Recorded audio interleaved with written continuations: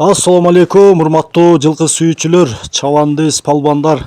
Алдыңыздарда ушул жерде аттын толук маалыматын беребиз достор.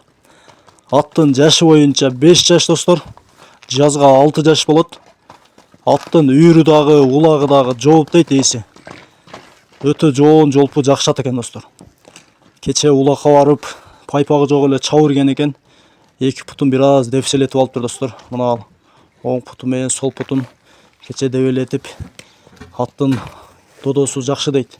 Жылоо менен барат экен. Кара байыр көчтүү жакшы нерсе экен. Кимде ким жакшы ат издеген болсо достор, биз Бекшакан номерин экранга жазабыз. Чалып байланышасыздар. Связь, Telegram полностью бар экен. Байланышып, сүйлөшүп, содалашып алсаңыздар болот достор.